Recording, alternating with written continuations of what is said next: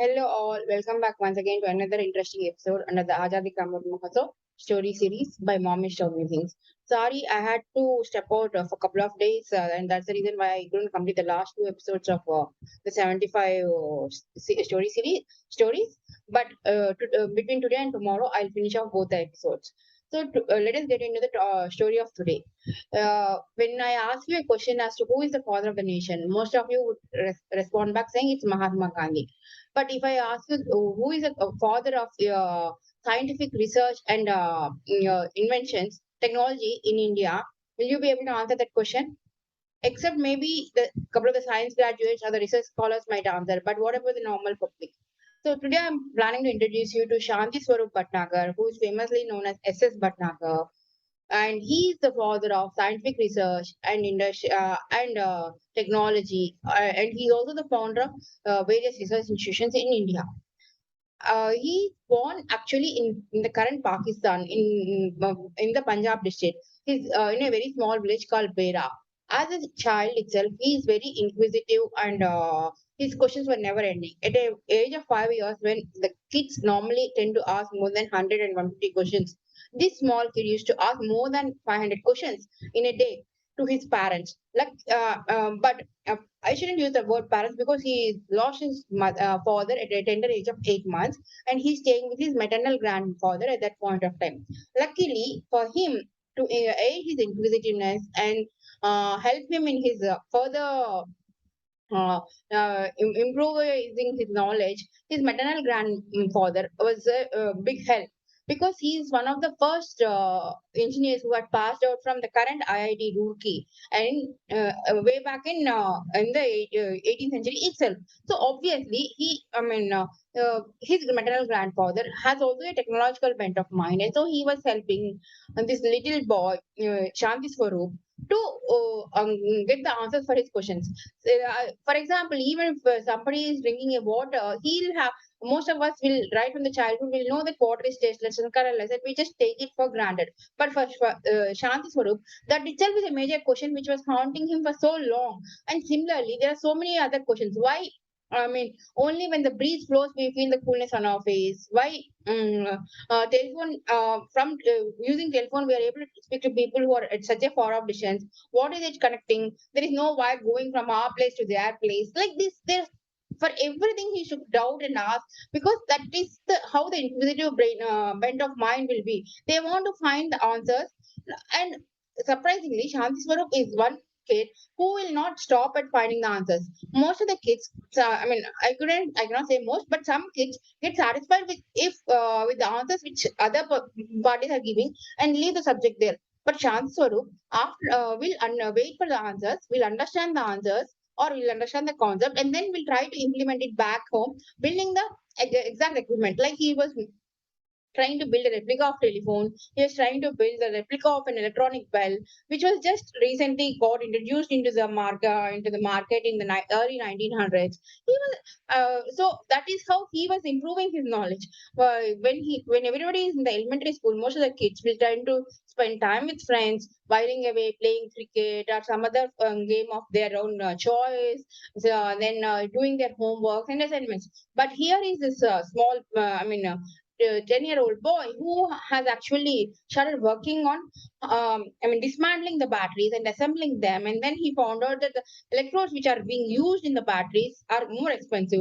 So with the locally available coal, that is a carbon material, he has built the carbon electrodes, and come up with a new theory about that, which was published in the Allahabad newspaper at that point of time. No wonder he got full price scholarship for in completing his plus two, that is the PUC at that point of time, school passing out exam from the government they asked in college. After he finished that exam, he joined into the Foreman Christian College for chemistry and physics with as his major optionals. But unfortunately for him, he couldn't make it out of the chemistry exam, for which he's become known at a later stage in his life. He passed out with physics as his main major with honors, and because of his marks in physics, he got admitted into London University. Actually, he got a Fulbright scholarship for a US university at that point of time. And when he started saying on his journey to USA, his ship got stopped in London, and because of the World War One has already started. Most of the ships were filled with the battalions and army troops, and he couldn't get a seat to travel from London to New York. So that is when the London University has agreed to give him a seat there, seeing his marks and his certificates. So he studied chemistry from London University, and after finishing his post graduation, he returned back to India, joined in Banaras Hindu University as a chemistry faculty, then later moved on to the University of Punjab in the current Pakistan as a professor, and he became the director of all the chemical laboratories. And basically he started establishing different chemical laboratories and started seeing their growth in the Punjab University. And that is where his actual research started coming on the industrial solutions started coming into limelight. He at that even today at that not only at that point of time, the sugarcane baggage was a major problem for all the farmers to dispose of, and it was occupying most of the streets and everywhere. So he invented the method to use this baggage and then convert it into cattle fodder, like the small cakes which you are seeing here in this picture, which solve most of the garbage problems for the any town at that point of time, which was a really innovative idea. And slowly his different research techniques, different research products started getting famous. Like then the petroleum industry was having a major trouble extracting petroleum at that point of time, which is in a very nascent stage in India. Then he invented the Indian gum, that is from the local trees, which can be mixed with the water which is sent through the rigs of the to drill the petroleum oil, not sorry, the water oil, which was used as a lubricant to sent to the rigs which will drill petroleum. That way, the petroleum rigs were working for more longer time, not getting corroded, and that is helped the petroleum industry, which was at a very nascent stage in India, to a large extent. Similarly, he helped the textile industries in disposing their industrial waste and a lot more other activities, which might which are of major which came into major use for the common man even at a later date, like he is maybe the one of the first few people who invented the protective suits which we use for entering into the gas chambers, or for even the PPE kit currently which we used recently when the corona pandemic has hit upon us. So there are so many other inventions which were finding place in the most prominent scientific journals and everywhere. And that is the time in 1940, Indian government and the provisional Indian government, let me put it this way, has decided to form a board of scientific and industrial research center, which will set up the base to establish different industries across India. And obviously, our Shanti Swarup Bhatnagar has become their first choice, and Jawaharlal Nehru has appointed him as the first director of the Board of Scientific and Industrial Research Center, which has got converted into CSIR post the independence.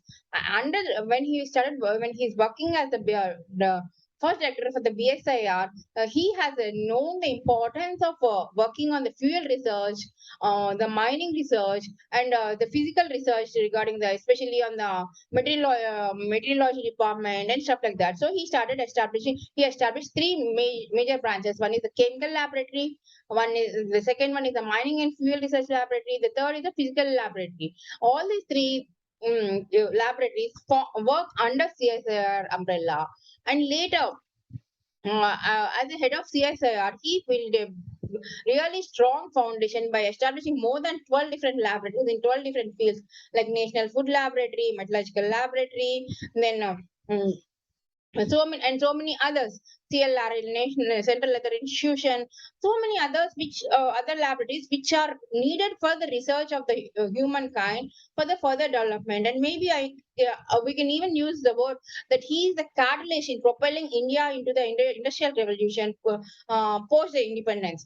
And in fact, there is a small narrative that goes around as to how he got the permission to establish this all these 12 different big institutions during his tenure with CSR is mainly because he used to catch Nehruji when he's going for walks in early in the morning and convince him about the importance of each and every research in each and every field during that long walk of 45 minutes to 1 hour. And Nehruji, being fresh in the morning, you should always listen to him with rapt attention and you should give the permission. Post that after coming back home, Shanti Swarup Bhatnagarji used to work hard and sending the proposal. So any idea, even when it's in nascent stage, he should consult Nehruji and convince him about the importance of having that laboratory, like National Food Laboratory, Central Research Leather Institution, Metallurgical Institution, Mining Institution, and stuff like that. He also got elected as a Royal Fellow of FRS, that is from London, which is the highest governing body. I mean, for all the scientific research, along with Homi Baba, Vikram Sarabhai, who are all getting recognized for their works in the nuclear science. Space research and stuff like that. Here is one person who is really very famous for his chemical research, magnetic chemical research and stuff like that. But still wanted to remain at the behind the screens all along made a big solid foundation for all the industrial research that is currently happening, which has propelled India to become the fifth most powerful scientific research country in the entire world.